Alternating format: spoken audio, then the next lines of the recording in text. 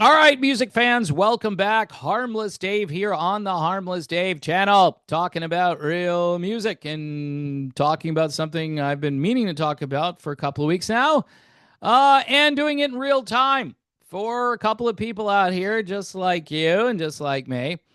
So that AC/DC video was controversial, huh? I'm not going to go see ACD. Well, you don't go to concerts anyway. Well, if I did, all right, if I did go to concerts a lot, I wouldn't be going to ACDC. It's embarrassing. All right, whatever. I get it. I get it. And there are good people out there, people who are patrons who have gone to see ACDC. It's just not my thing at this stage in my life. Um, all right. So let me promote this before I talk about another person who should probably retire. Um, Terry Luttrell and the REO Classics Band. Uh, Now, there's going to be this event that I think you should check out June the 14th in Champaign, Illinois. I'm going to put a link in the description of this video. So if you want to buy tickets for that, I would encourage you to go. I'm not going. I live in Florida. It would be logistically very difficult for me to go to Champaign. I would if I lived a little closer. I would actually go to this because Terry Luttrell is a good guy and he's a friend of mine. Should I name drop? Terry Luttrell is a friend of mine. Yes. He and I are now friends thanks to the soap opera As the REO Turns, which has been seen by millions of people worldwide. Okay, I'm lying. I'm just kidding. And I'm not supposed to lie. So, anyway, folks, check out those videos. If you haven't, don't forget to subscribe to the channel. And if you're going to concerts all the time, maybe you forego one concert and then go over to buy me a coffee, right? And help support this channel. Just once. That's all you got to do. All right. So let me talk about Daryl Hall. Holy crap, Batman. Now, I've mentioned it in a couple of videos.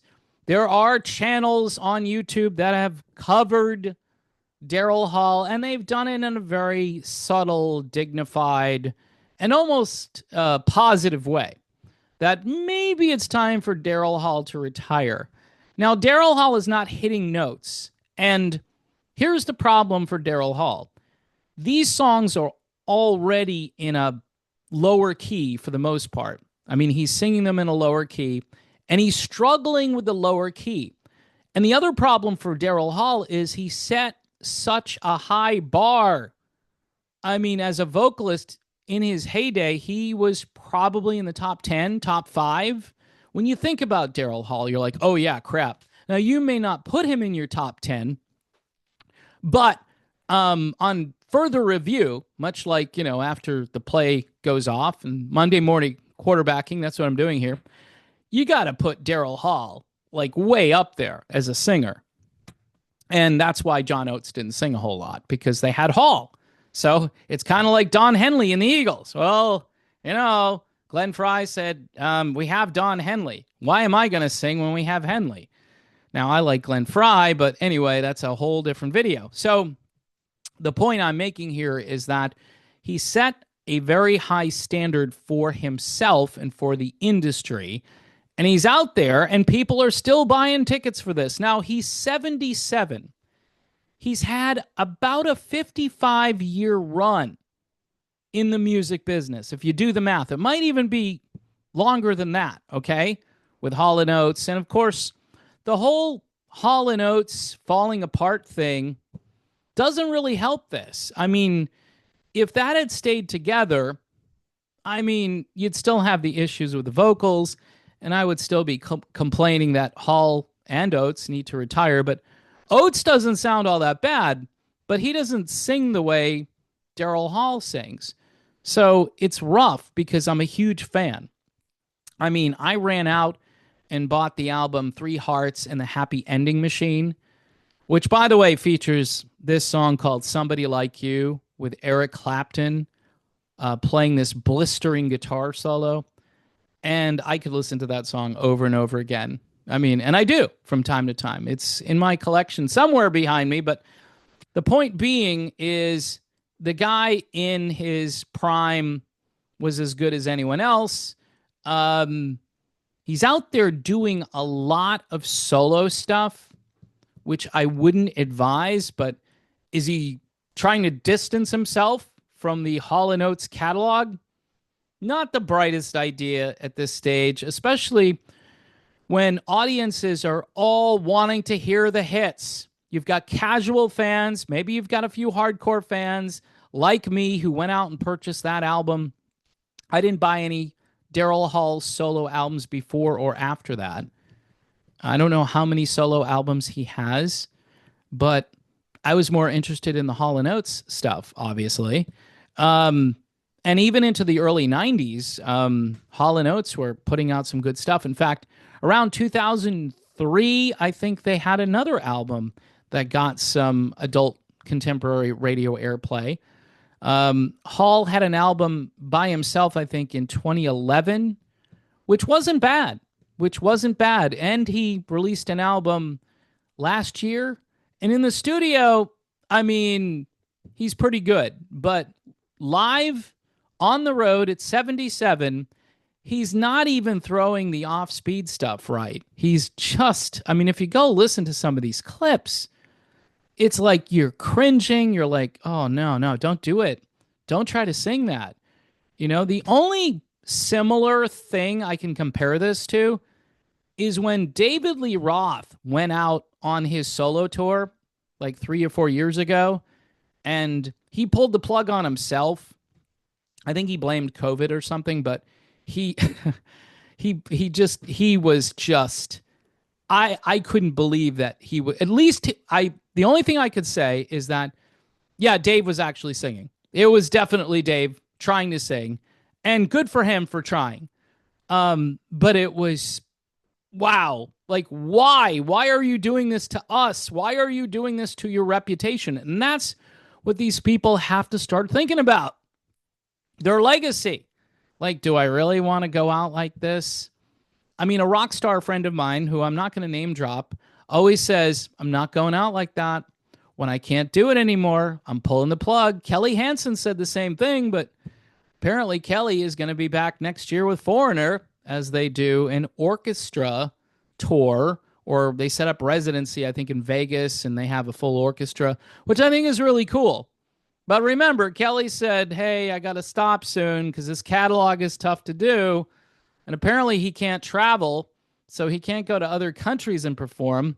That's a whole other story right there, and somewhat interesting. Maybe somebody should dig down a little deeper and, you know, get to the bottom of why that is.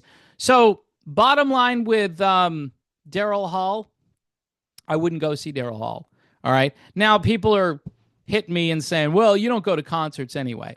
All right. So for the people who want to go to concerts and I can live vicariously through you, this is one I think I would avoid. Now, again, the AC/DC video, there are a couple of reasons I'm not going to see AC/DC. Ticket prices would be one of those things. And the fact that the subject matter and me don't really go together anymore. I know this is just, for some people, they can't really get this concept. With Daryl Hall, that's not a problem for the most part, because it's not the kind of music that AC/DC made over the years. And I don't know, folks. I mean, it's just me. If you want to go and see AC/DC on the road, I would say between AC/DC and Daryl Hall, go see AC/DC. That's how bad things are for Daryl Hall right now. And it's sad because I'm a huge fan. The guy is a musical genius. He's one of the greatest vocalists of the last century and a little bit into this century. But at 77, you know, he should have a little nest egg. You know, he should be able to retire and enjoy his life. Maybe produce some other bands. You know, be a producer. Take on the role of Todd Rundgren. You know, do something like that. But at this stage, yeah, it's kind of done for Daryl Hall. All right, so Terry Luttrell, REO Classics Live. This is good stuff. I will put a link into the REO Legacy Show, Champaign, Illinois, June 14th. No, I don't make any money for promoting this. I'm just saying this is going to be a great event. And you know what? For fans that are a little ticked off at Kevin Cronin, you guys should turn out in droves for this. Just to prove that, number one, if you're going to retire the band, you should have the consensus of the governed, which would be the fans in this case. We are the governing force, right? We're the ones that bought the tickets and bought the albums and made all these guys famous. Some of them shouldn't be famous, but, spontaneous music love, you can't stop it. And a lot of people really loved this band. And, no doubt Kevin Cronin was a huge part of the success of REO Speedwagon, but there was an REO that existed prior to Kevin and kind of during Kevin, when Kevin decided he was going to leave and then come back. Obviously, he was important to the success of the band, much like Steve Perry was very important to the success of Journey, obviously. But anyway, folks, I would check this out on June 14th in Champaign, Illinois, and I will put a link in the description of this video so you can buy tickets. But also, if you're not going to go to a concert, say you decide not to go, think about Patreon, Buy Me a Coffee, which is way cheaper than a concert, YouTube memberships, and PJ Rock Super Chats, which are way cheaper than a concert. It supports this channel, and you get me blabbing at you each and every day for the most part. I think it's worth it, but maybe it's not. I think you're getting your money's worth, even if you spend like $2 or whatever. It's helpful for me and this channel. God bless everyone, including Daryl Hall. I'm hoping he doesn't break his larynx and he'll wind up like Steven Tyler.